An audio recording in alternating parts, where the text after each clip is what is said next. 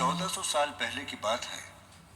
अरब के शहर मक्का में लोग बुरी तरह डरे हुए थे। इस शहर पर मुल्क यमन का हुक्मरान अबरहा हाथियों की फौज लेकर हमले के इरादे से आया था।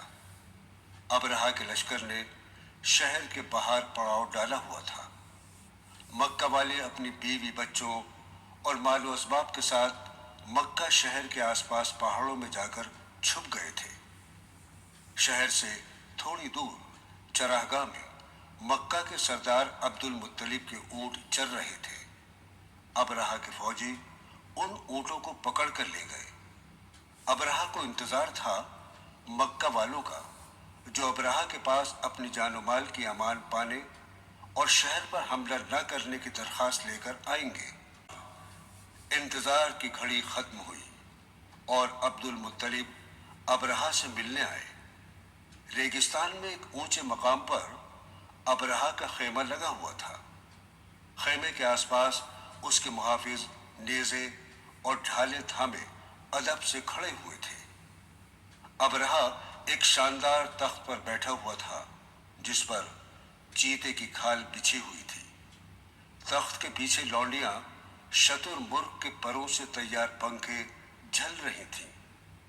अब्दुल मुत्तलिब को शदीद गर्मी में पसीना आ रहा था और उनके लिबास और चेहरे पर रेत लगी हुई थी। अबरहा को बताया गया कि मक्का का सरदार उससे मिलने आया है। अबरहा ने अब्दुल मुत्तलिब को खेमे के अंदर बुलाया। उनके धूल भरे लिबास को देखकर खेमे में मौजूद अबरहा के दरबारी मुस्कुराने लगे। अबरहा मगरूर अंदाज में गर्दन अकड़ाए बैठा हुआ था। वो अब्दुल मुत्तलिब को देखकर यही सोच रहा था कि ये अरब उसके कदमों में गिरकर अपनी और अपने कबीले वालों की जान की अमान मांगेगा, लेकिन अब्दुल मुत्तलिब ने ऐसा कुछ नहीं किया। वो बराह रास्त अबरहा से इन अल्फाज में मुखातिब हुए, आपके सिपाही मेरे ऊंट पकड़ लाए हैं, आप उन्हें छोड़ दीजिए। ऊंटों की बात सुनकर अबरहा को बड़ी हैरत हुई। उसने अब्दुल मुत्तलिब से पूछा, ए सरदार, तुम्हें अपने ऊंटों की फिक्र है, जबकि हम तुम्हारा माबद काबा ढाने आए हैं, तुम्हें इसकी कोई फिक्र नहीं। अब्दुल मुत्तलिब ने बड़ी सादगी से कहा, काबे का मालिक अल्लाह है, वही इसकी हिफाजत करेगा, आप मेरे ऊंटों को छोड़ दीजिए।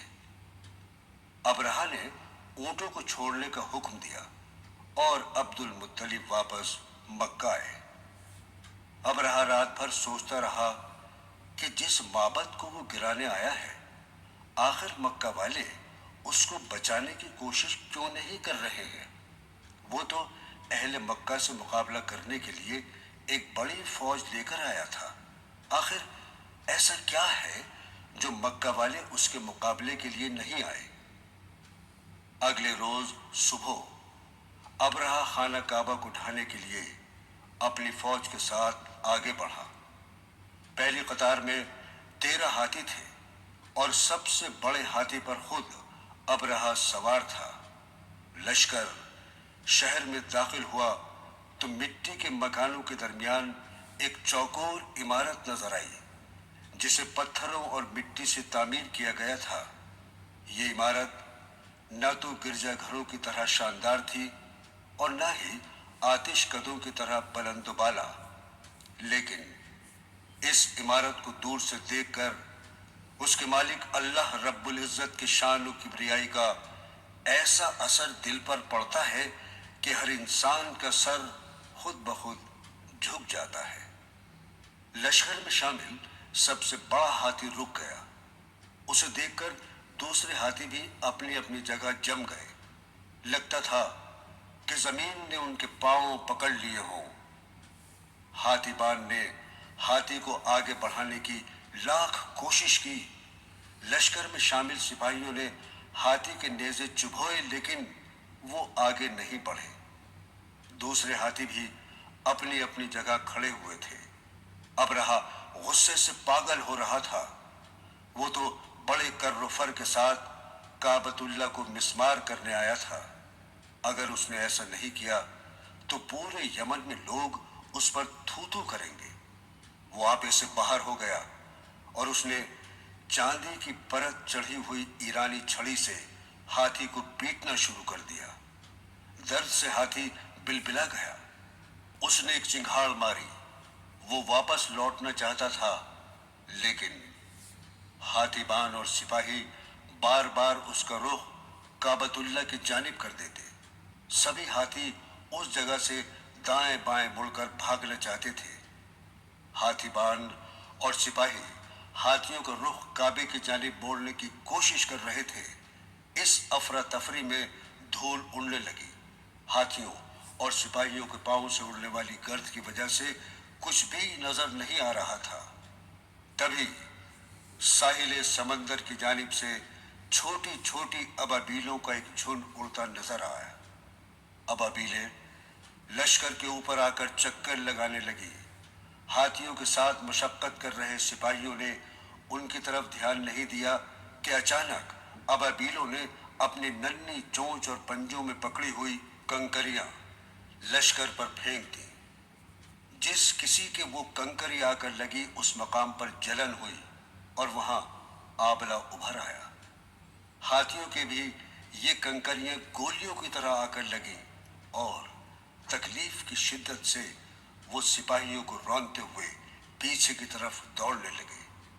कई कंकरियां अबरहा के चेहरे, कांधों और हाथों से आकर टकराई। वहां आबले पड़ गए और उनमें खौलन होने लगी। अबरहा घबरा गया और वो बुरी तरह खौफ हो गया। उसके लश्कर में भगदड़ मच गई। सिपाही और हाथी अपनी अपनी जान बचाने के लिए जाए पनाह तलाश करने लगे। थोड़ी देर में ही आबलों से पीप और खून बहने लगा। अबरहा, उसके सिपाहियों और हाथियों के चेहरे और जिस्म मस्ख हो गए और वो सब कुछ दूर जाकर हलाक हो गए। अबरहा के लश्कर की तबाही देखकर अहले मक्का उस साल को आमुल फील, हाथी का साल कहने लगे। इस वाक़े के बाद काबतुल्लाह का मकाम और अजमत बढ़ गई। दूर दूर से लोग इसकी ज़ियारत के लिए आने लगे। इस वाक़े के 70 दिन बाद माह रबीउल अव्वल 570 ईस्वी में हमारे नबी हज़रत मोहम्मद सल्लल्लाहु ताला अलैहि वसल्लम की पैदाइश हुई।